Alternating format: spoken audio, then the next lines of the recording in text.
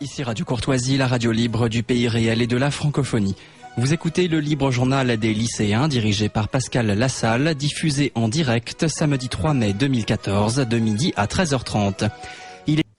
Ses auditeurs, bienvenue pour cette nouvelle session du libre journal des lycéens sur Radio Courtoisie, bien entendu. Donc Pascal Lassalle est au micro. Donc aujourd'hui, nous allons vous proposer un sujet vaste, un sujet qui était attendu par nombre de nos auditeurs, à savoir une mouvance intellectuelle et politique plurielle, composite, qui a marqué son temps, un phénomène générationnel du début du XXe siècle, la révolution conservatrice allemande, dans une ère temporelle qui va nous ramener entre les premiers et deuxièmes conflits mondiaux, et surtout dans une ère aussi géographique qui comprend bien sûr l'Europe centrale, la Mitteleuropa, mais aussi l'ensemble du grand continent. Alors pour cela, nous allons profiter de la sortie providentielle et tant attendue d'un ouvrage intitulé justement La Révolution conservatrice allemande, qui a été écrit par quelqu'un que je vais présenter plus longuement maintenant, Robert Stöckers, dont c'est le premier ouvrage, et d'ailleurs un ouvrage que aussi nous attendons depuis longtemps, vu que son auteur justement a rédigé depuis déjà bientôt 3 décennies de très nombreux articles. Alors je voudrais signaler tout de suite que nos auditrices et auditeurs n'auront pas rendez-vous aujourd'hui avec les chroniques de notre français ordinaire François. François visiblement fait le pont avec son géniteur Xavier Delaunay. Bon, il sera châtié exemplairement comme il le mérite. Je vous tiens au courant bien sûr lors de notre prochaine émission sur les conséquences de ce forfait et cette forfaiture aujourd'hui. Donc pas de François au rendez-vous. Nous allons directement donc aborder ce vaste sujet. Alors tout d'abord, je crois qu'il convient de présenter plus amplement notre auteur. Donc Robert Stöckers, bonjour tout d'abord. Bonjour. Alors vous êtes sujet de Sa Majesté le roi des Belges, hein, voilà. Je crois. Oui. Philippe Ier, oui, je crois qu'on remonte un petit peu dans le temps, de certaine manière. Non, je plaisante.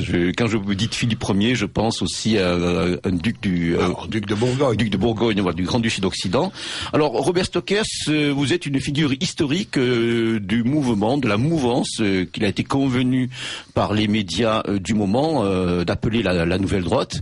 Votre destinée, surtout, bon, vous êtes né en 1956, vous êtes donc flamand de langue française, mais aussi, bien sûr, vous parlez le néerlandais, et surtout vous êtes un traducteur polyglotte. Hein. Un des grands mérites de votre travail, ça a été de rendre accessible à un public francophone notamment de très nombreux travaux, des airs germanophones, anglophones et bien d'autres.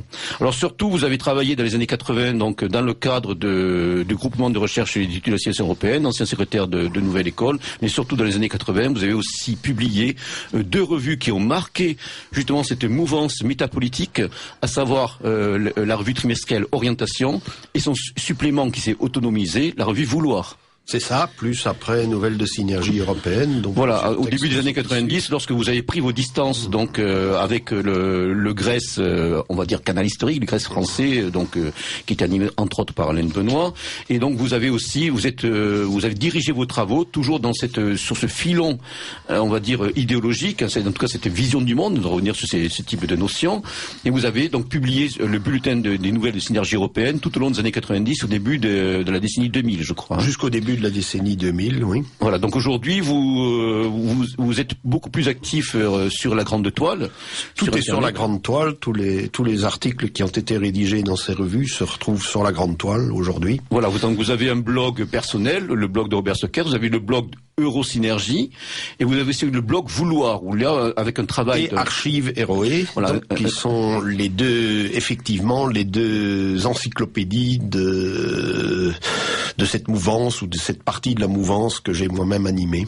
Voilà, en tout cas, vraiment, je recommande on redonnera les liens en fin d'émission, mais je recommande très fortement ces sites, et surtout le site Vouloir, qui est vraiment une mine d'archives inédites et surtout, quand je dis inédites, en tout cas, bon, qui reprend de textes disparus, qui ne sont plus accessibles. Bon, à part les quelques élus dont j'ai le plaisir de faire partie, qui possèdent des collections complètes de ces revues qui ont marqué leur temps et continuent, je pense, à être plus que jamais actuelles. Alors, la révolution conservatrice allemande, pour les auditrices et auditeurs qui sont familiers justement de cette vaste mouvance métapolitique qu'il a été convenu d'appeler Nouvelle Droite, bon, ça sonne c'est quelque chose qui est connu, hein, c'est un refrain, on va dire, familier, mais je crois qu'il est nécessaire tout d'abord de partir un peu du début, du commencement, comme il se doit, des fondements. Comment pourrait-on délimiter le contexte historique dans lequel va apparaître cette mouvance métapolitique, on pourrait le dire avant l'être, cette mouvance idéologique? Bon, le premier texte qui tente de définir complètement la révolution conservatrice, c'est bien entendu celui du docteur Moller.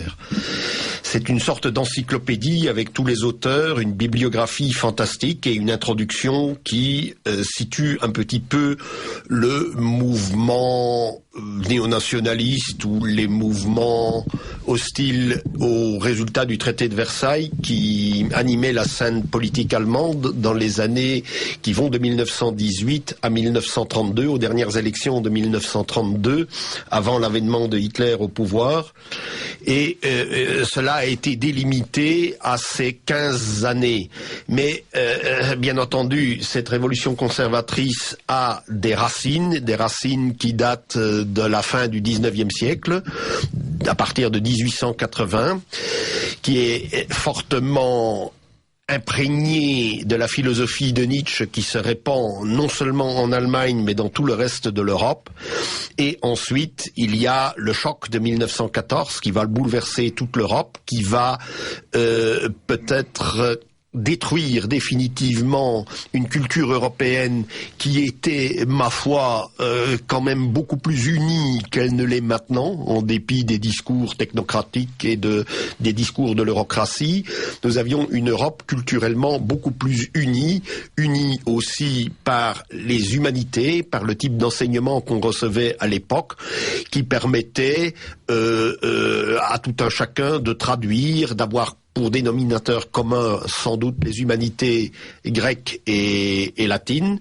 Donc dans ce contexte, je préfère explorer le contexte qui précède 1914, parler du choc qu'a été 1914 et puis de parler de cette effervescence qui va animer la scène politique et culturelle allemande ou autrichienne, avec des retombées bien entendu dans les pays où l'allemand est plus connu, c'est-à-dire les Pays-Bas ou la Scandinavie, et la France aussi, parce que la philosophie de Nietzsche reste très très présente dès avant 1914, avec Charles Andler qui va faire un panorama complet du nietzschéisme français. Oui, 3 tomes parus chez Gallimard. 3 tomes parus chez Gallimard, et je crois qu'il est très important, surtout pour les Français, de se référer à ces 3 volumes, parce qu'ils expliquent bien les passerelles qu'il y a entre les deux, entre la francophonie et ce qu'on peut appeler la germanophonie dans ce cas-là.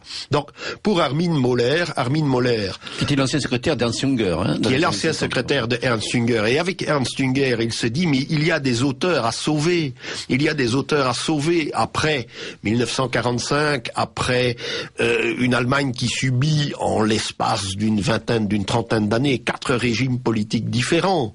Donc celui de Guillaume II, l'Empire, le deuxième Reich, puis la République de Weimar, puis le national-socialisme, puis la République fédérale démocratique, etc. Ce sont 4 régimes qui déboussolent la plupart des Allemands à cette époque-là. Qu'est-ce qui est le vrai régime? Qu'est-ce qu'un vrai régime politique? Qu'est-ce qu'une souveraineté? Ce sont les questions qui se posent à ce moment-là. Il est intéressant aussi de savoir qu'au début du XXe siècle, l'Allemagne a subi des bouleversements extrêmement rapides. Oui, mais comme le reste de l'Europe. Voilà, mais surtout une industrialisation industrialisation effrénée. Une industrialisation effrénée, une urbanisation aussi, et ça c'est un fantasme de tous les révolutionnaires conservateurs, c'est voir la disparition de cette espèce de ruralité sympathique. Oui, on avait d'ailleurs des mouvements connexes qui sont nés à la fin du XIXe siècle, notamment le mouvement de réforme de la vie, et puis d'autres phénomènes aussi qui montrent déjà ce souci, cette angoisse face à des changements trop brusques peut-être. Non, je l'exprime très bien dans le livre en prenant le cas de Munich. Bon, la Bavière qui est très rurale. La Bavière, qui est très rurale, va connaître à Munich, petite ville de 30-40 000 habitants maximum, vers 1870, elle va connaître une explosion démographique pour atteindre les 500 000, 600 000 habitants en 1914, avec une prostitution dans les rues, tous les affres de l'urbanisation qui était à l'époque perçu comme quelque chose, comme un délabrement moral, comme une déliquescence morale absolument effroyable. Et Spengler se dit, on passe de la culture à la civilisation. Une culture est portée essentiellement par des populations rurales, une civilisation par des gens qui ont perdu le sens de la ruralité, qui ont été arrachés à la ruralité fondamentale. Donc ça, c'est ce qu'on perçoit avant 1914. Alors 1914-1918, bien sûr, c'est le déchaînement des orages d'acier, pour reprendre le titre de l'ouvrage bien connu de Junger, et surtout un bouleversement aussi total, avec des perspectives, des mentalités, des espoirs. Qui était fondé sur le développement de la technique, l'idée encore du mythe du progrès, l'Europe qui domine le monde, tout cela s'écroule. En très peu de temps, et ça va remettre en cause, et surtout la défaite. Oui, la défaite de l'Allemagne, même si les troupes sont rentrées en bon ordre dans Valère, le coup de poignard dans le dos, les agitations de bolcheviques, avec les spartakistes notamment, les rébellions des conseils dans le sud du pays, en Bavière notamment, donc des bouleversements très rapides, une effervescence qui s'empare du pays, et c'est dans ce contexte-là aussi que vont naître ces courants, ces multiples chapelles qui vont constituer ce que Moller a qualifié, selon le syntagme, de révolution conservatrice. Alors, quelques mots justement sur cette appellation qui peut paraître un peu contradictoire à première vue. Révolution d'un côté, conservation de l'autre. Je l'écris ici puisque ce livre a été précédé par un numéro spécial de Vouloir. Voilà, je précise que ce livre est sorti aux éditions du Lore et qu'il reprend une bonne partie de textes ou de conférences qui sont déjà parues. Certaines sont inédites. Oui, certaines inédites, mais certaines ont été publiées sur format électronique sur Internet. D'autres ont été publiées jadis, dans la nouvelle édition européenne. Sur un espace de près de 30 ans. Oui. Voilà, exactement. Donc, révolution conservatrice. Que pourrait-on donc... C'est très simple, parce que revolvere en latin, ça signifie retourner aux assises fondamentales, retourner aux fondamentaux d'une société. Donc une révolution n'est pas nécessairement faire table rase du passé, ça c'est la grande idée. Donc forcément une révolution, si elle revient aux bases, elle est conservatrice des bases, mais elle est authentiquement révolutionnaire, puisqu'elle revient à un état de choses qui est sinon inégal, du moins potentiellement vecteur de nouveautés éternelles. C'est ça la grande idée. Ce qui est très intéressant, vous pourrez un petit peu expliciter, cher Robert, c'est que Armin Oulen montre bien que dans cette vision cyclique du cycle, lié à cette notion de révolution, il y a cette dimension sphérique que Nietzsche avait mise en avant, qui dépasse un petit peu la simple vision cyclique qui est linéaire de certaines manières. Oui, et dans ce sens, elle est quelque peu moderne, et comme vous le disiez tout à l'heure, comment définir cette dimension sphérique? C'est-à-dire, l'histoire se voit généralement dans la mentalité de la plupart des Européens, qui sont marqués par le messianisme chrétien, c'est-à-dire que l'histoire est une ligne qui part d'un passé, qui va s'estomper, qui va disparaître pour aller vers un avenir qui sera de plus en plus radieux. Donc, tous les messianismes socialistes et puis communistes vont, bien entendu, reprendre cette vision linéaire, et le libéralisme va dire nous avons créé le télos de l'histoire, le but de l'histoire. Une société libérale est donc par définition celle qui a atteint le sommet. C'est ce que Fukuyama disait au début des années 90. La fin de l'histoire. La fin de l'histoire, c'est le libéralisme américain, et il va s'étendre au monde entier. Et l'histoire est terminée. C'est ce que Fukuyama disait. Donc en fait, nous retombons dans l'actualité. Mais les réactionnaires, si on pouvait les appeler comme ça, ceux qui ne sont pas des révolutionnaires conservateurs, voient l'histoire comme un cycle. Quelque chose va à intervalles réguliers se répéter. On va dévier, mais on va revenir. On retrouvera notamment dans le courant pérennialiste, dite traditionnelle, avec des auteurs comme Evola ou René Guénon. René Guénon, sous une forme vraiment strictement linéaire. Alors que la vision sphérique, donc inspirée notamment de l'œuvre de Nietzsche, dit que l'élément humain peut faire basculer justement cette sorte de fatalité. Une volonté forte, parce que c'est là que Nietzsche, par rapport à Schopenhauer qui l'a précédé, va mettre à un certain moment l'accent sur la volonté. Bon, il y aura une trajectoire, parce qu'Heidegger va d'abord être volontariste, ensuite il ne le sera plus. Donc tout ça fait partie encore des débats philosophiques actuels. Mais pour Nietzsche, donc, le temps est une sphère.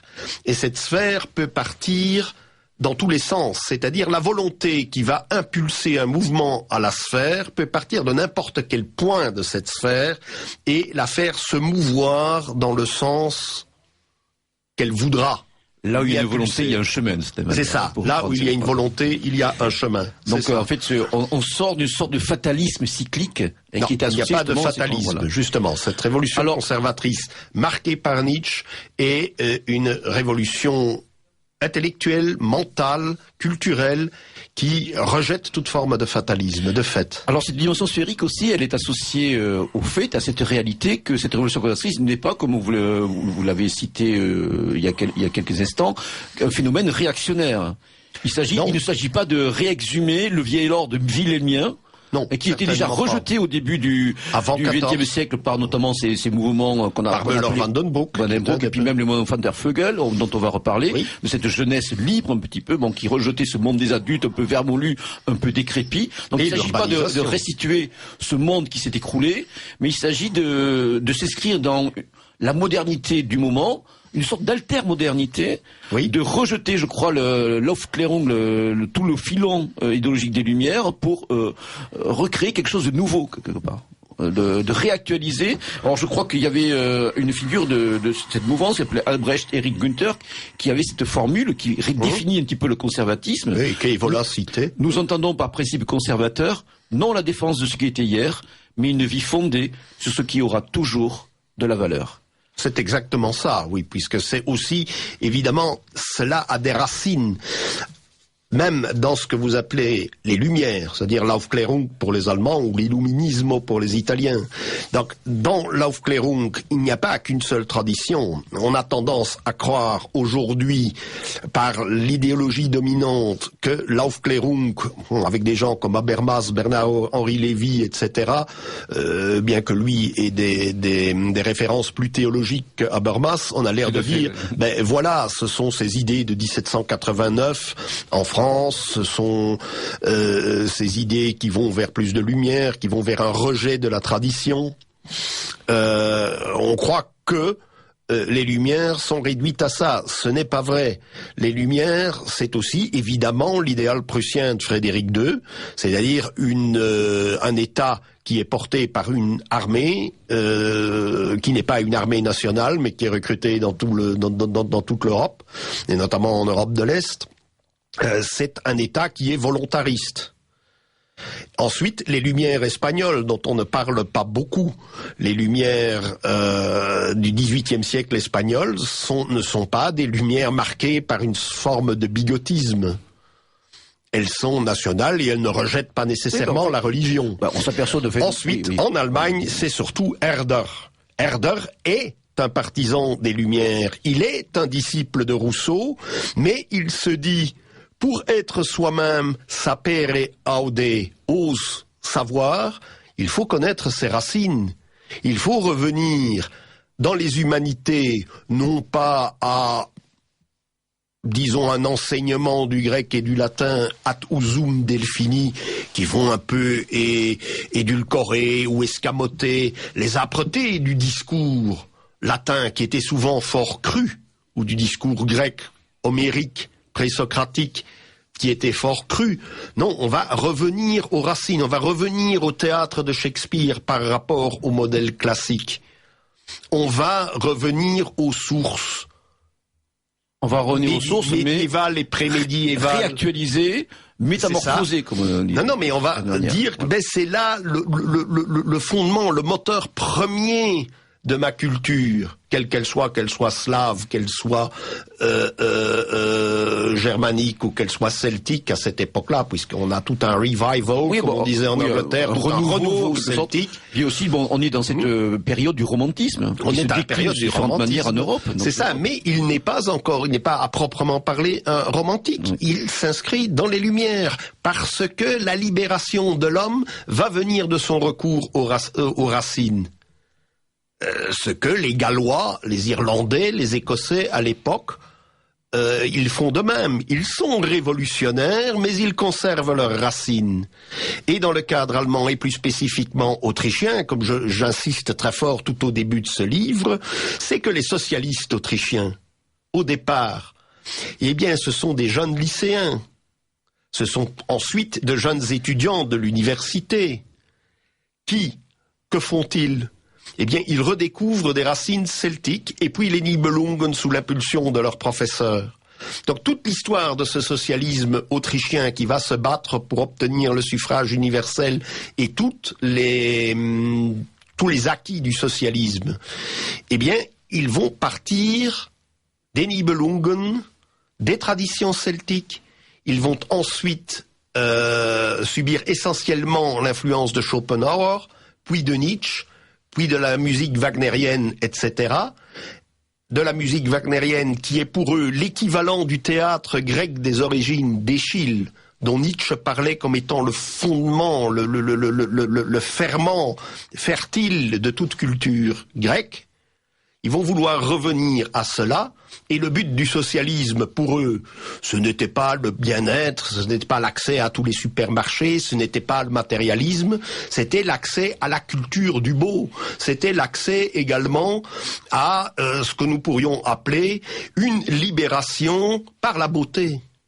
Et en ce sens, il n'y a pas, comme vous, dans votre question, il y avait ceci, il n'y avait pas de clivage avant 1914 gauche-droite, dans toute cette effervescence.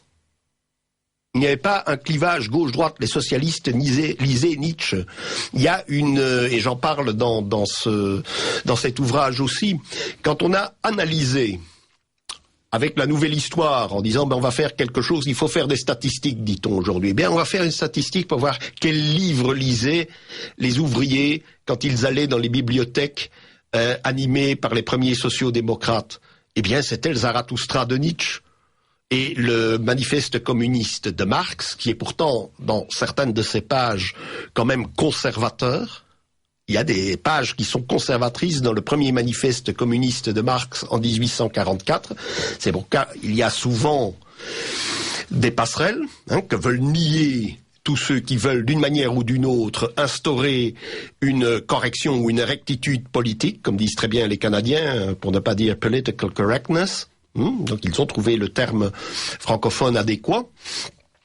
Il y a énormément de passerelles. Et l'ouvrier lisait Nietzsche et il ne lisait Marx que très rarement. Non, c'est intéressant ce que vous dites, Robert, parce que ça rappelle qu'en Europe, pas uniquement en Allemagne, en France aussi récemment, on a réexhumé des travaux de ce type, les cahiers Georges Sorel, l'œuvre de Edouard, voilà, etc.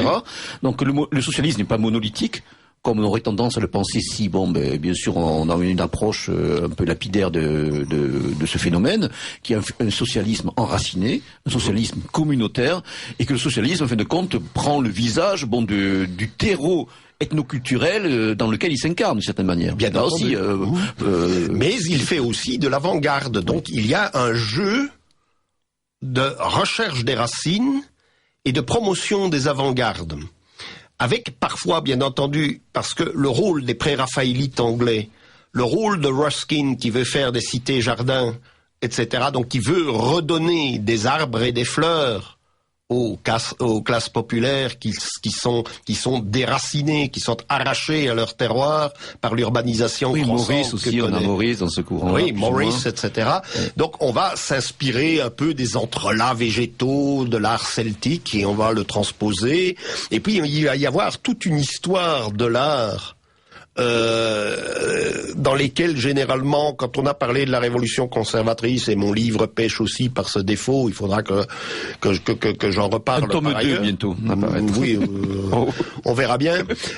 Donc, il y a toute une histoire de l'art qui part d'une surcharge de fioritures avec les pré-raphaélites, avec l'art nouveau, ou le Jugendstil, comme on disait en Allemagne, mais c'est la traduction française, c'est l'art nouveau, qui est évidemment très présent à Bruxelles, dans ma ville natale. Et ça, si vous le voulez, je vous ferai une petite visite. Nous en avions déjà organisé.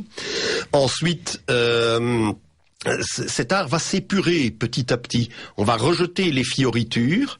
On va passer à la sécession viennoise, qui est un petit peu plus épurée.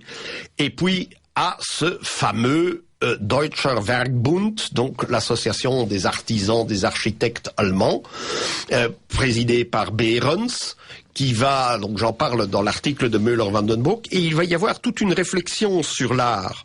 Doit-on garder ces fioritures de l'art inspiré par les pré-raphaélites anglais, ou bien doit-on revenir au style prussien classique qui est une imitation de l'architecture de Vitruve et de l'époque romane de la Grèce dorienne? Ou bien faut-il trouver autre chose qui soit également épuré, c'est-à-dire pour Müller-Vandenbroek, qui fait le voyage en Italie, au début, dans la première décennie du XXe siècle, faut-il imiter l'art ostrogothique de Ravenne, du roi Théodoric? Et c'est cela qui va préconiser, avec le Deutsche Werkbund, qui va faire des usines, qui va faire des écoles, qui va faire des instituts qui auront ce style. Et puis, on va repasser au classicisme prussien, avec Müller-Vandenbroek. Et après 1918, l'architecture va s'épurer encore parce qu'on n'a plus les moyens de construire des bâtiments ou des maisons individuelles qui sont trop surchargées de décors.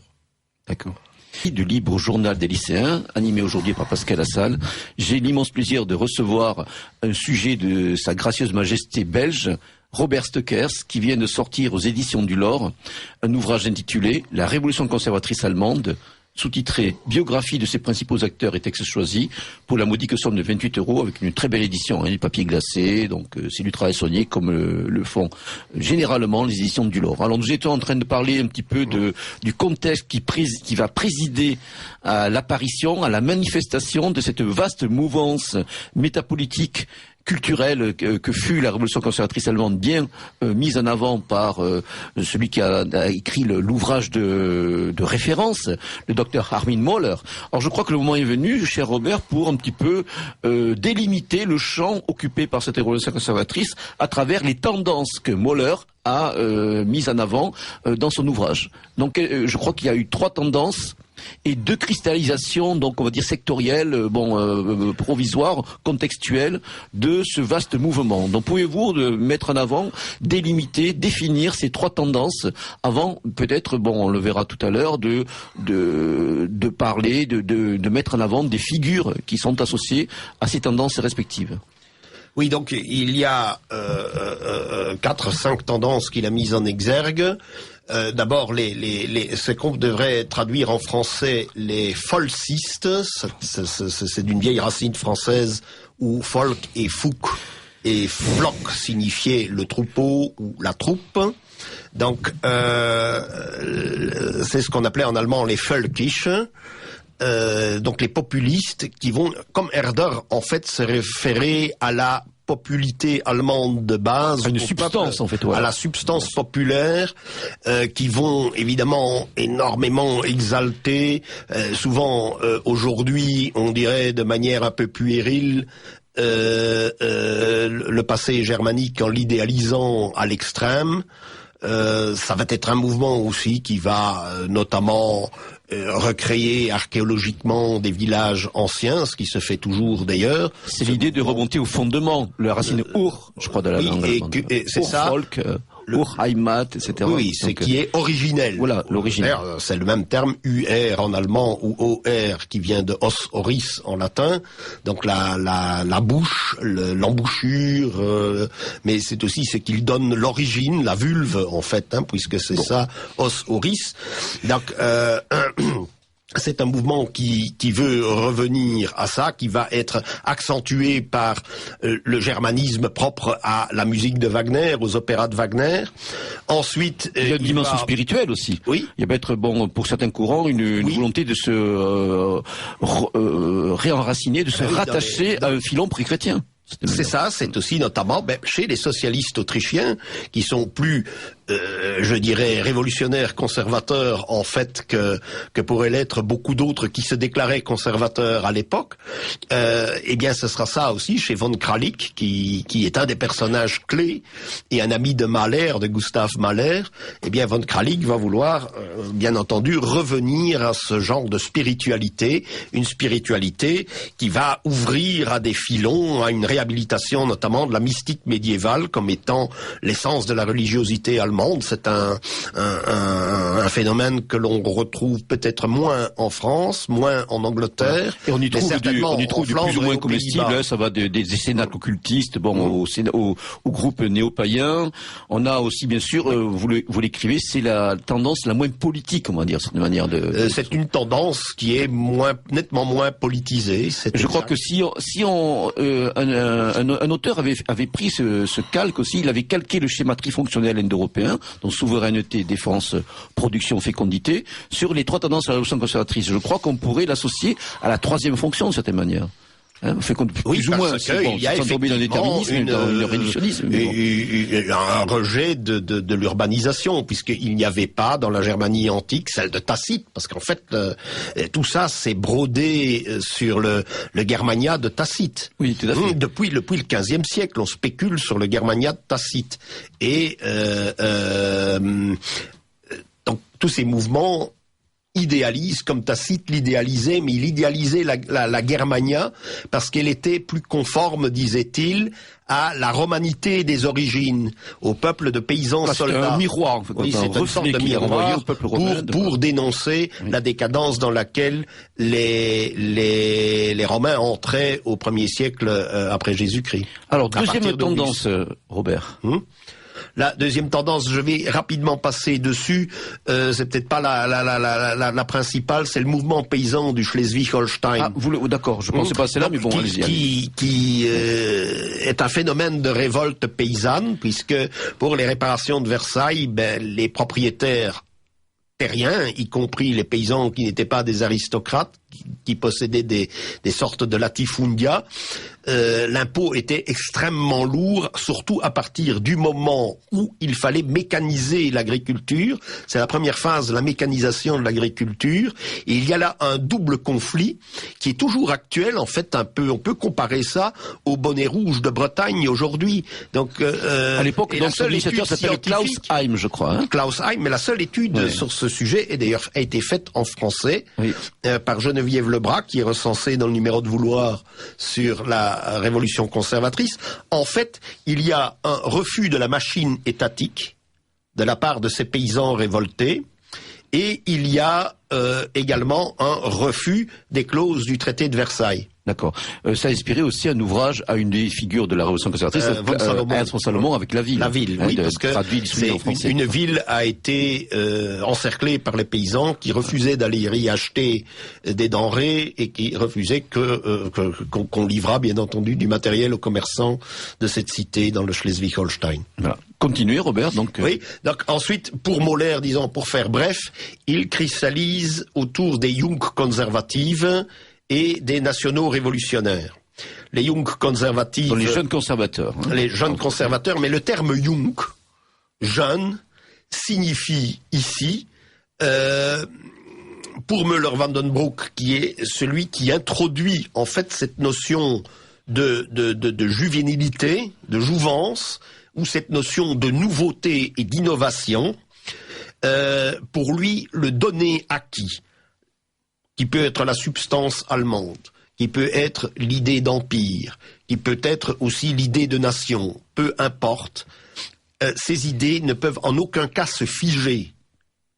Donc nous sommes aussi à l'époque des avant-gardes.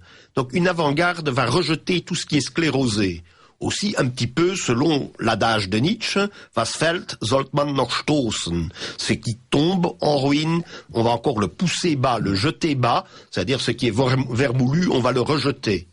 Donc cette idée de Jung vient, il faut certes conserver l'idée substantielle, mais il faut lui donner des habits, des oripeaux, un langage chaque fois nouveau et jeune. Voilà, la métamorphosée, comme disait le jeune Guillaume Fay, justement, dans les années 80. Ça, son idée d'archéofuturisme est d'ailleurs une très bonne transposition actuelle de cette idée de jeune conservatisme. Mais, évidemment, Müller-Vandenbrouck agit dans toute une série de clubs qui sont quand même portés par des gens qui sont, je ne dirais pas des réactionnaires, mais des conservateurs de structure. Oui, ils sont plus aussi intégrés dans la société. C'est la haute société. Ce sont des diplomates, la haute bourgeoisie, c'est l'aristocratie, des industriels, etc. On pourrait presque dire que cette tendance, il est la plus à droite, entre guillemets, d'une certaine manière. Et c'est la plus à droite. La plus impliquée dans les débats politiques du moment. Ils vont progressivement entre Versailles et Locarno. Parce que ça, c'est important. Il faut quand même resituer tout ça dans le véritable contexte Locarno historique. pour nos plus jeunes auditeurs. Oui, Locarno, c'est le pacte où, disons grosso modo, la France et l'Allemagne vont trouver une sorte de modus vivendi et atténuer l'âpreté des clauses du traité de Versailles, des clauses du traité de Versailles et surtout de l'occupation de la Ruhr. Donc on va, avec Briand côté français, Stresemann côté allemand, on va trouver un modus vivendi, de même qu'on va trouver un modus vivendi avec la Russie, avec le traité de Berlin dont on parle très peu en 1926. Donc à partir du moment où il y a cette stabilisation, il n'y avait pas de stabilisation. Il faut savoir que cette révolution conservatrice, dont les 8 premières années de son existence, entre la défaite de novembre 1918 et le traité de Berlin de 1926, qui suivait Locarno, qui était plus important dans ses retombées, il y a une période d'effervescence, de troubles, d'instabilité. Et c'est dans cette instabilité, justement, que va naître la deuxième idéologie que je voulais mettre en exergue ici, en même temps que vous, et que Moller a mis en exergue, celle des nationaux révolutionnaires. Voilà. Ou des néo-nationalistes. Des néo-nationalistes, comme disait Marietta Hietala, oui, rappelons pour nos plus jeunes auditeurs que dans ce complexe trouble, il y a les tentatives de prise de pouvoir des mouvements bolcheviques, que sont les spartakistes donc à Berlin, le putsch de Kapp, les querelles venus aussi ou les socialistes qui font appel au corps franc, aux soldats qui ne veulent pas abandonner l'uniforme et leurs armes, qui sont nationalistes, c'est le pouvoir socialiste qui va les appeler pour casser les on lutte également sur les marches les anciennes marches de l'Empire, dans le Balticum, oui, pour reprendre le titre de l'ouvrage connu de Louis Vénère. En Silésie et dans la Ruhr aussi, bien sûr, puis la prise de Munich par les corps francs, mais tout ça se fait en 1919. Puis il y a toute l'effervescence par l'occupation franco-belge de la Ruhr, avec Schlageter qui va organiser un terrorisme qui va liquider les séparatistes rhénans et puis qui va saboter des lignes de chemin de fer ou l'approvisionnement des troupes voilà, on est françaises dans un contexte en tout cas troublé. C'est un contexte très troublé, dans lequel des gens ou des soldats comme Ernst Jünger, d'anciens soldats comme Ernst Jünger ou son frère, plus tous les nationaux révolutionnaires, Schauwecker, le nationalisme soldatique, c'est-à-dire le nationalisme des soldats, ils vont vouloir à ce moment-là une sorte de peuple combattant, de peuple mobilisé totalement, la mobilisation totale contre tous ces ennemis extérieurs. Alors ce qui est très intéressant dans notre livre, c'est que vous montrez que dans leur représentation du moment, la guerre a effacé tout le monde d'avant de cette manière. Oui, il a effacé cet esprit bourgeois, cette aspiration donc au calme, à la stabilité, bon, oui, à la réinsertion d'une société dite normale. Non, pour eux, il faut transposer l'esprit du front qui les avait unis dans une sorte de communauté combattante et guerrière dans l'ordre civil, dans l'ordre d'après-guerre, d'une certaine manière. Oui, mais ça c'est un phénomène qu'on voit dans tous les pays d'Europe. Oui. Oui, mais bon, c'est intéressant de le souligner. C'est vrai bien sûr, bon, en Italie, il y avait les Arditi, et surtout en Italie. Il y avait les premiers faisceaux de combat. Bon, en Allemagne, on le voit aussi donc dans la lignée de ces corps francs, mais qui participent justement de ce mouvement. Donc la vraie nation, c'est une nation en armes pour les néo-nationalistes. Mais en 1925-26, on voit que l'espoir est perdu. Müller-Vandenbrouck se suicide et Jünger, à partir de 1926. Alors, maximum. on va revenir sur ces figures plus longuement. Oui, mais là, on voit Ils disent, mais cette révolution n'est plus possible. Cette révolution, cette instauration de la nation armée et du travailleur. Alors justement, vous parlez, quels sont un petit peu les concepts, les idées qui sont associées à ce courant néoconservateur, ce courant donc national révolutionnaire, par rapport justement au courant jeune conservateur? Je crois qu'ils mettent plus l'accent notamment sur l'idée de nation, alors que le courant jeune conservateur serait plutôt attaché à l'idée de Reich. Oui, chez Müller-Vandenbroek, c'est ambigu. Il y a la nation et il y a l'empire. Mais il faut quand même ne pas oublier une chose. Müller-Vandenbroek ne donne pas pour titre à son fameux ouvrage qui est traduit en français, le Troisième Reich. Non, il voulait donner pour titre la troisième position. Oui, voilà, qui retrouvera une tête d'actualité quelques décennies plus tard, et encore aujourd'hui de cette manière. Mais il ne parle de la notion de Reich, de la notion d'empire, que dans une annexe qui paraîtra même post-mortem. Ceci dit, la notion de Reich chez Müller-Vandenbroek n'est pas celle de Guillaume II. Il ne s'agit pas d'une restauration. C'est pour ça qu'ils sont Jung-conservatifs. C'est pas une restauration de l'Allemagne wilhelminienne. Certainement pas, parce que celle-là, elle est trop industrialiste, trop technique, libérale aussi. Elle est libérale dans une certaine mesure. Oui. Il y a des figures qui sont jugées négatives. Le banquier, l'assureur, le technocrate, le fonctionnaire, tout ça sont ou le soldat qui n'est pas un vrai soldat issu des classes aristocratiques ou paysannes, parce que c'est ça, il y a un antimilitarisme foncier avant 1914 chez ceux qui vont prôner la restauration de la souveraineté après 1918. Et ça, c'est très intéressant à voir le glissement qui s'est opéré en 3 temps. L'accroissement de la chose militaire en Allemagne après les premières alertes, la crise marocaine, etc. Ensuite 1914 où tout le monde participe au combat, puis 1918 où il va bien falloir parier sur une armée pour restaurer la souveraineté du pays. Voilà, au-delà des actions des corps francs, qui pouvaient suffire sur l'ordre intérieur, mais qui montraient leurs limites sur les marches de l'ancienne Deuxième Reich. Pour rester toujours sur cette tendance nationale révolutionnaire, néo-nationaliste, je crois que c'est aussi la tendance qui est la plus attachée à l'idée de modernité, mais comme nous l'avons dit tout à l'heure, d'altermodernité. On reprend les armes de la modernité pour la retourner contre elle. Quand je dis contre elle, c'est la modernité entendue au sens des valeurs, des lumières, etc. Et là, deux types de personnages dans l'histoire culturelle européenne vont jouer un rôle peut-être à l'arrière-plan, parce qu'on ne va pas se revendiquer explicitement de ces avant-gardes. C'est des avant-gardes que je veux parler.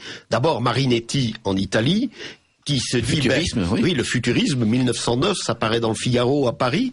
On se dit, enlevons toutes ces fioritures, parce que toutes ces fioritures sont une surcharge inutile dans la pensée.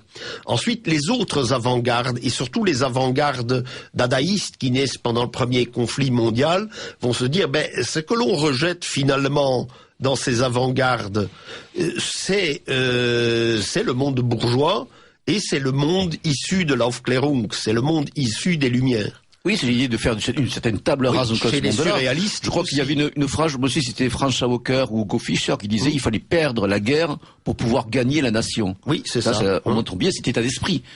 Qui est celui de beaucoup de ces figures à cette époque-là.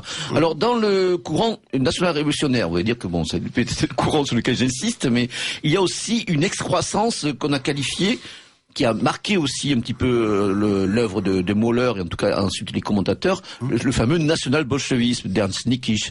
Que pouvez-vous dire un petit peu sur cette... C'est-à-dire cette sensibilité, on va dire. Oui, c'est une sensibilité. Niekisch n'est pas du tout un homme de droite ni un nationaliste. Il fait partie du gouvernement communiste, du gouvernement des conseils en Bavière. Bon, il fait partie du premier gouvernement, pas du deuxième gouvernement qui va subir l'assaut, justement, des milices paysannes, de l'armée wurtembergeoise, des corps francs étudiants et de l'armée d'Afrique de von Lettow-Vorbeck, qui vont encercler Munich. Chacune de ces troupes va partir d'un point cardinal différent.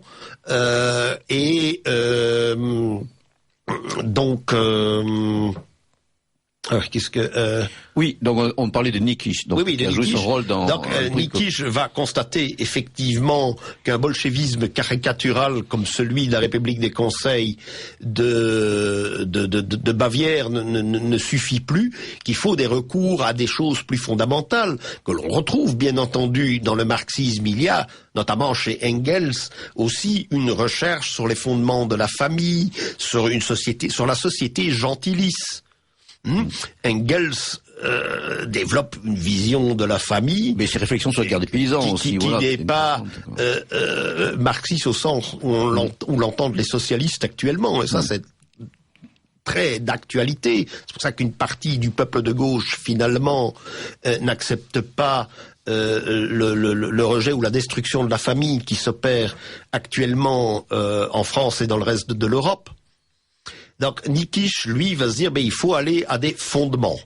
En même temps, dit-il, pour contrer l'Occident qui exige des réparations énormes de la part de l'Allemagne et ne lui livre plus rien, il faut une alliance avec la Russie. Et en Russie, bien entendu, il y a une tradition ruraliste, la tradition des narodniki, c'est-à-dire des populistes au sens, qui est l'équivalent des Volksistes ou des Völkisch allemands, mais qui a une tradition qui une vieille tradition aussi de regard tourné vers l'Est. Siècle, on peut dire que c'est une sorte de Prussien.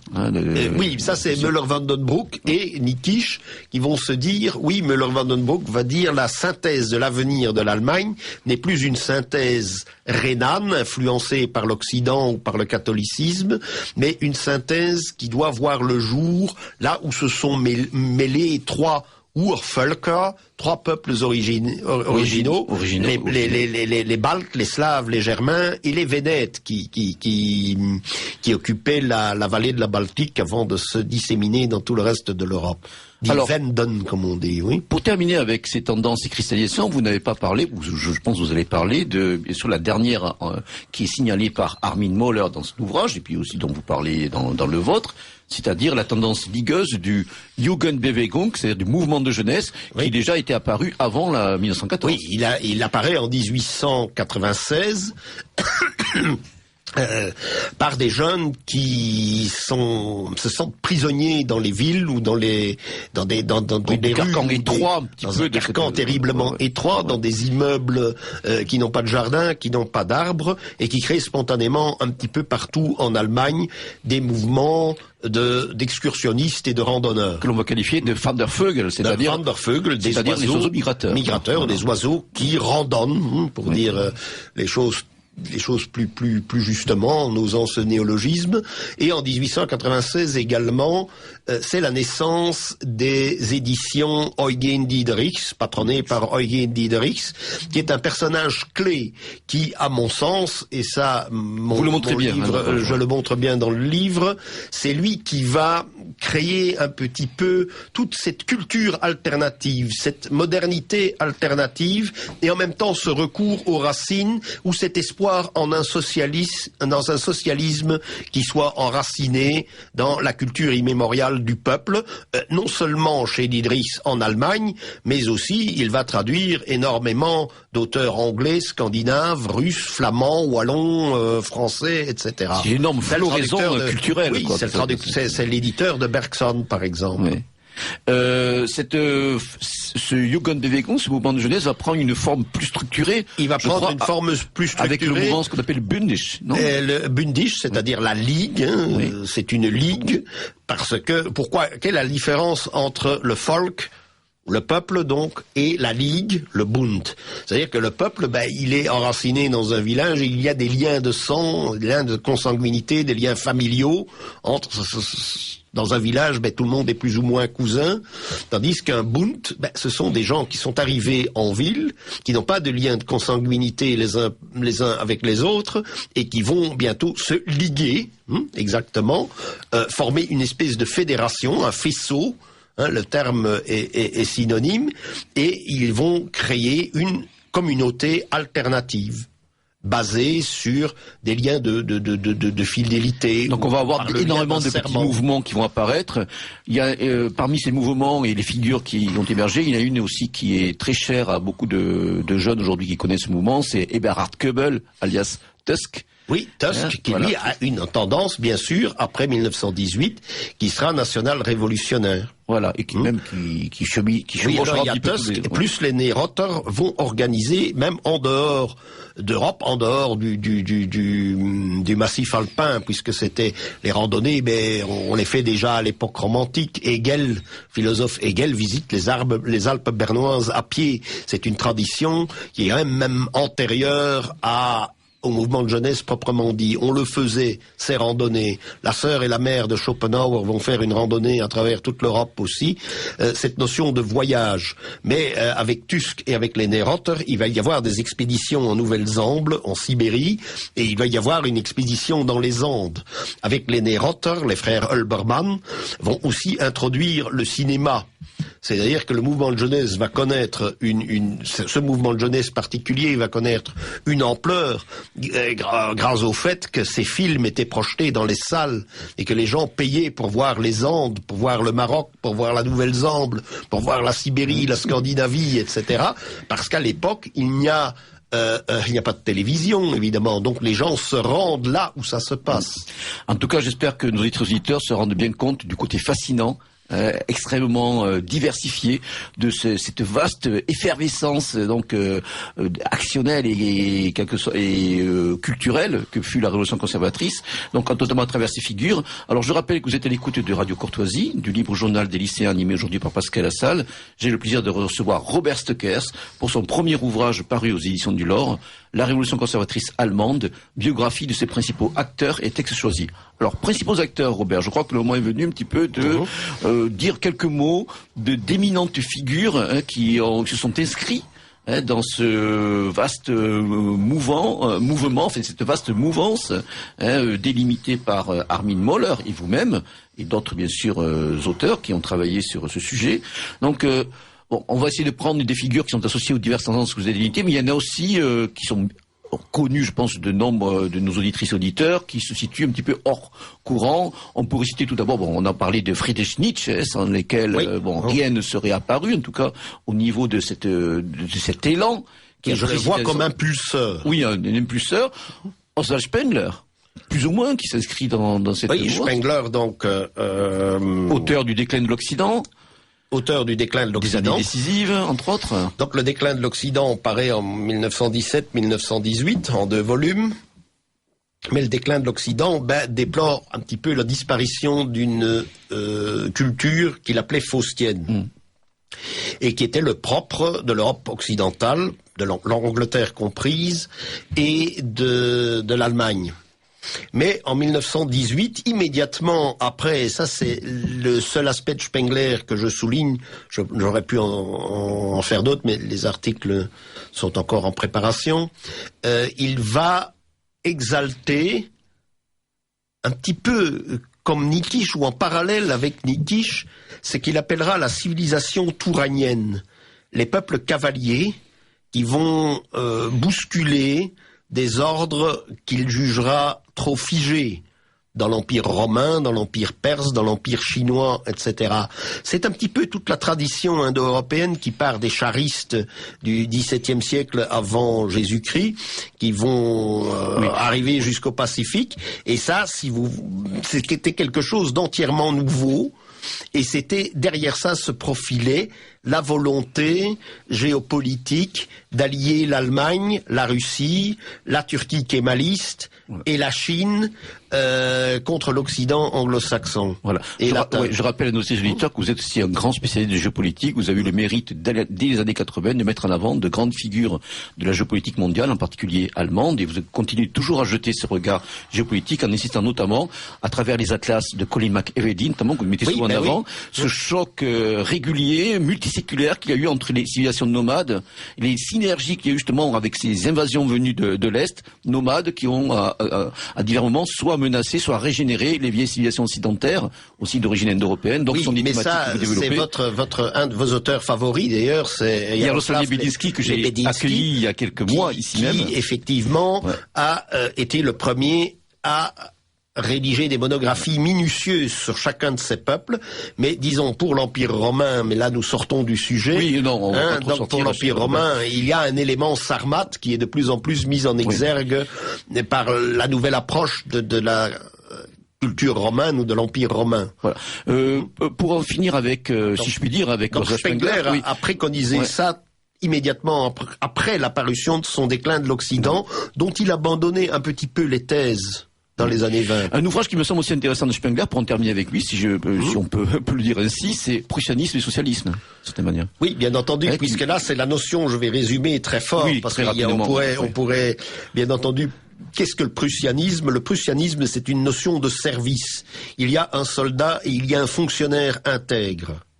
C'est ça l'idée. C'est plus que jamais d'actualité, cette manière. Ça, bien entendu, oui, parce que il y a certes l'armée opposée à l'individualisme anglo-saxon, qui trouve ça. Non, c'est la notion de service. Oui, et ça, dans Nouvelle École, nous avions traduit ça dans je crois que je ne sais plus quel numéro c'était. Je crois que c'est le numéro sur Heidegger. Il y a un dossier sur la Prusse, et cette notion, il dit la Prusse découle. Et c'est très actuel, et Spengler dira peut-être pas nécessairement dans Prussianisme et Socialisme, mais dans d'autres articles aussi, il dira la Prusse dérive des chevaliers porte-glaives et des chevaliers teutoniques. C'est donc un ordre religieux, mais qui sert le peuple, et cette notion de service va se répercuter dans le soldat et le fonctionnaire prussien, et elle est essentielle pour structurer un État. Voilà. Il oppose à l'individualisme marchand hérité du viking. Saxon. Oui, il dit du viking, voilà. Mais je crois qu'il faut surtout mettre à l'exergue. Là, je rappellerai un texte de Catherine Antique, la veuve de Jean Babir, dans Les Maîtres des Nefs, qui est un petit ouvrage du Moyen-Âge, où elle évoque la figure de Jean de Vienne, un franc-comtois qui va vouloir débarrasser la Manche de la piraterie. Oui.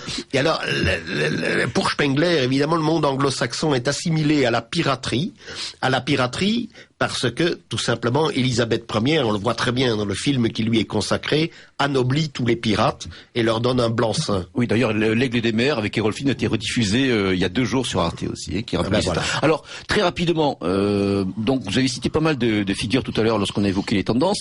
Müller-van den Broek, son rôle fondamental. Donc lui, il incarne véritablement la tendance jeune conservatrice. Il y en aurait bien d'autres, bien sûr. Hein. Là, je recommande aux auditeurs de... Bon, il y a le texte le plus long dans ce livre est consacré à Müller-van den Broek et à son entourage. Oui. Parce que j'ai voulu cerner la genèse de l'œuvre avant de parler véritablement des textes de Müller-van den Broek. Ça pourra se faire plus tard. Et j'ai d'autres choses en préparation sur lui. C'est le traducteur de Dostoïevski avec sa deuxième épouse ici à Paris. Donc c'est à Paris que son engouement pour la Russie va naître. C'est paradoxal. C'était à Berlin qu'il avait ses engouements français, avec les traducteurs de Léon Bloy notamment, de Baudelaire, etc. C'est à Berlin qu'il devient un véhicule de la culture française en Allemagne, et c'est à Paris qu'il va devenir, en Allemagne, c'est par son séjour parisien qu'il va devenir le véhicule, le traducteur de Dostoïevski. Alors, donc lui, plus sa rencontre ici à Paris avec Merezhkovski, qui va dire que la notion d'empire n'est pas vraiment la notion allemande d'empire chez Müller-van den Broek, c'est le règne de l'esprit. Oui, ça renvoie à la notion médiévale aussi. Ça notion de l'esprit de Joachim de Fiore. Exactement. Bon, ça, c'est un petit peu long, mais ce règne de l'esprit, c'est donc celui qui est beaucoup plus plastique et va chaque fois remettre les choses figées en question. Alors, ce qui est intéressant sur Müller-van den Broek, c'est qu'il est très antilibéral. Il aussi définit le socialisme, la notion de socialisme qui est adaptée à chaque pays, à chaque peuple. Oui. Et aussi cette notion de peuple jeune, qui a été reprise dans un recueil publié naguère par l'édition Pardès, la révolution des peuples jeunes. Donc là aussi, on est quand même un auteur de premier plan. C'est un auteur de premier plan, mais c'est prématurément. Mais c'est surtout un organisateur qui va s'épuiser à la tâche entre 1918 et son suicide en 1925. Voilà, avec ces clubs mondains que vous avez signalé tout à l'heure, notamment le fameux Uni Club. Oui, le Uni Club, le club de juin. Voilà, donc celui qui va contester le traité de Versailles signé en juin et qui s'oppose au club de novembre, où les socialistes proclament la République. Donc il y aura les novembristes et les juanistes, si on veut, en quelque sorte. Alors pour le courant national révolutionnaire ou jeune nationaliste, bien sûr, les altières figures des frères Jünger. Oui. Donc dont on a édité d'ailleurs récemment l'un des ouvrages. Il y a eu une biographie de Julien Hervier sur Ernst. Il y a eu bien sûr les écrits sur les mythes grecs, donc de frère Friedrich Georg. Donc en quelques mots, la situation des frères Georg, ils ont vraiment une activité journalistique et mise en intense dans les années 20, je crois. Dans les petites revues nationales révolutionnaires, dont celle nationale bolchevique de Nikisch notamment, mais bien d'autres aussi. Oui, Widerstand. Oui, il y en a toute une série. Il serait un petit peu fastidieux de renouer ça, mais je vous ai dit, les frères Jünger arrêtent un petit peu ce nationalisme jeune, fou, cette exaltation du cœur aventureux. À la fin des années 20, oui. Vers la fin des années 20, 26, 27, et ils optent à ce moment-là pour une veine qui est celle des voyages et de l'écologie, du paysage et de ce que Mahler appelait très justement, et Mahler, mais aussi des critiques marxistes de Jünger, appelle le dressage ou le regard physionomique. Donc on a dit de Jünger, de Ernst Jünger en particulier, qu'il était un homme du regard. Ça, ein Mensch, la vision stéréoscopique aussi qui met en avant. Ein Augenmensch, donc un homme de l'œil. Et c'est vrai que les textes, je trouve absolument fascinants, les récits de voyage qu'il a fait successivement dès les années 30, au Brésil, dans le monde méditerranéen, à Naples ou en Grèce, en Sicile, son voyage en Islande après la Deuxième Guerre mondiale, son voyage en Angola pendant les années 60, etc.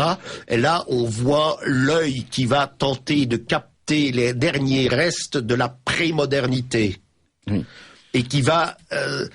il y a une tristesse, alors que ce sont des gars joyeux. Dans leur époque nationale révolutionnaire, c'était des gars qui se saoulaient la tronche, qui cassaient le mobilier pour alimenter le feu, pour continuer à boire. C'est Hilscher ou Frédéric Georg Jünger qui, quand ils prennent la pause lors d'un séminaire national révolutionnaire, on allait dresser le plan de la grande alliance germano-indo-russo-chinoise, etc. Le BRICS avant la lettre. Il y a Hilscher qui monte ou Frédéric Jünger qui monte au premier étage et qui jette un seau d'eau sur ceux qui prennent la pause. Enfin, c'est pas le soldat altier avec un monocle et le regard torve. Ce sont des potaches. Jünger a été un potache. Il a été Van der Vögel. Il a fait le mariole à l'école, etc.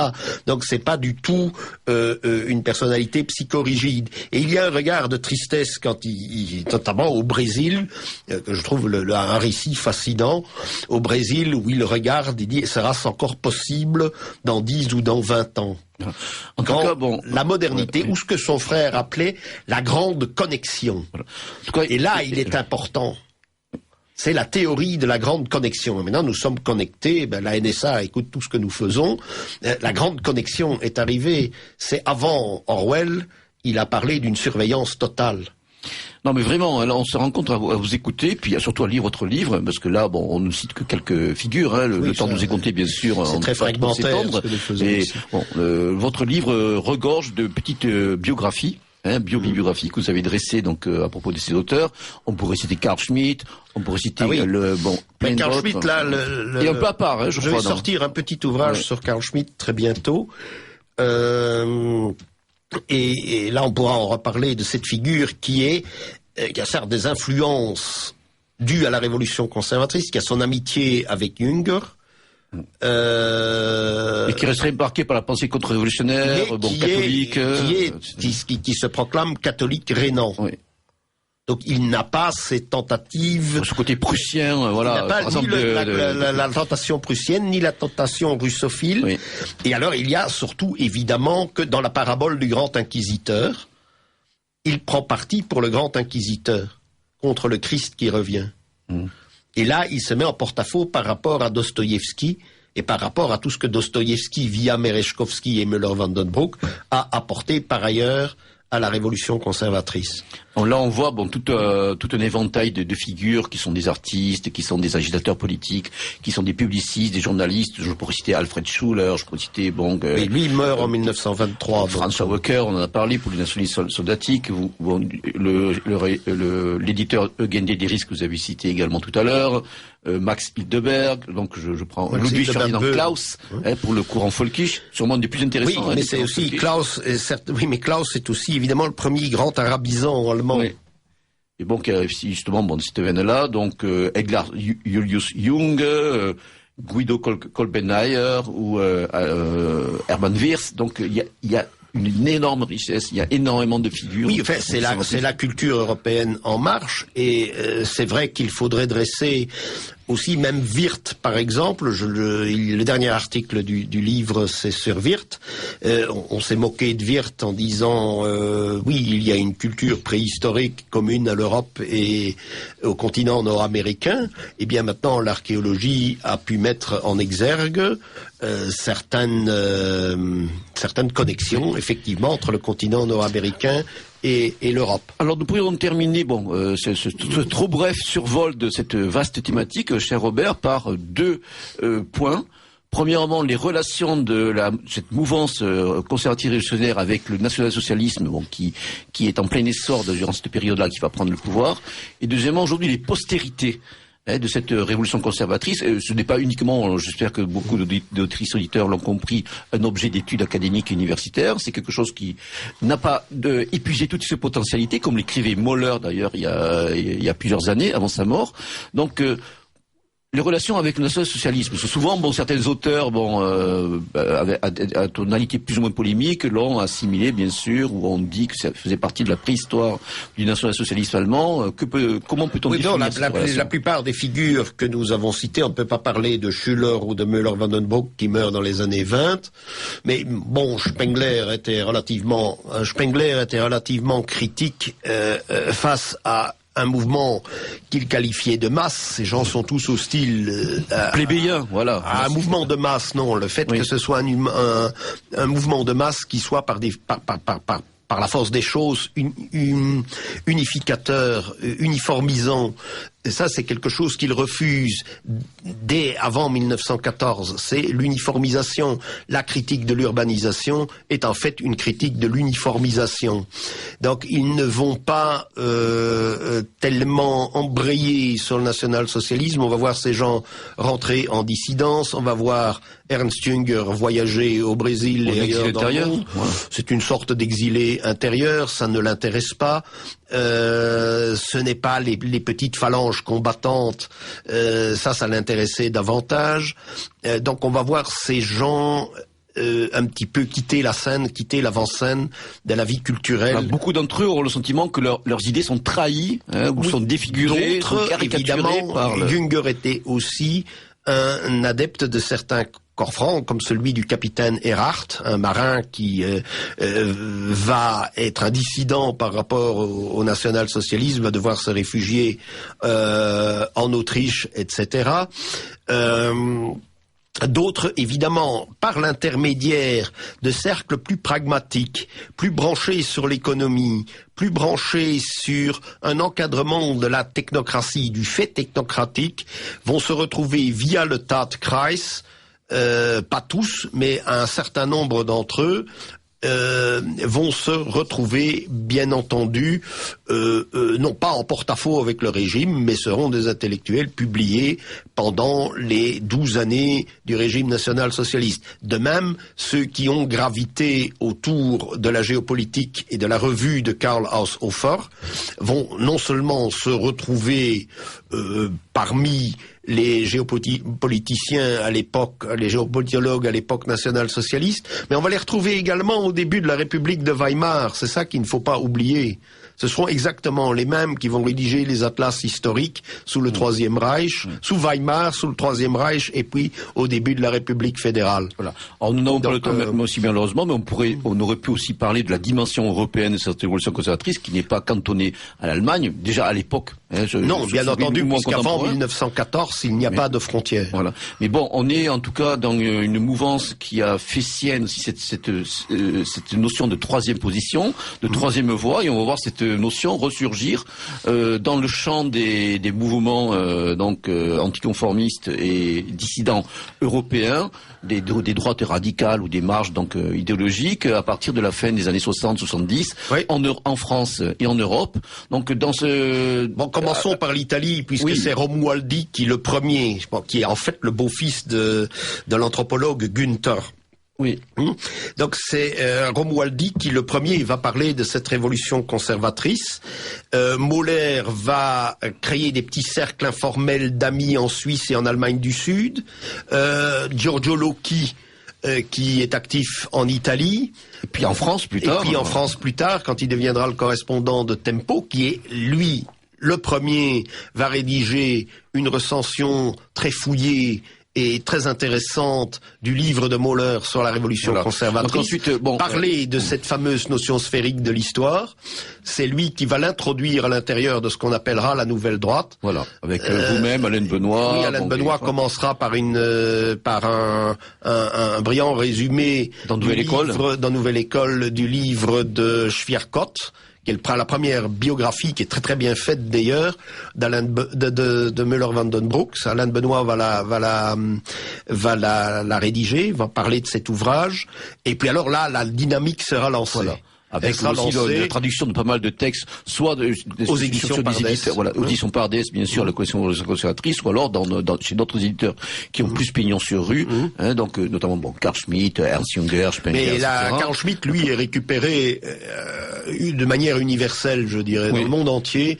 Il y a un mouvement qui s'est intéressé à Carl Schmitt, et on voit évidemment que certains tristes cires sont en train de vouloir faire machine arrière, à publier des ouvrages de même que contre Heidegger d'ailleurs, des ouvrages pour dire il ne faut plus lire cet individu. Voilà. Bien, nous sommes obligés de nous arrêter donc sur cette évocation de cette superbe et passionnante mouvance que fut la révolution conservatrice. Donc je rappelle le titre de votre ouvrage, La révolution conservatrice allemande de Robert Stoeckers.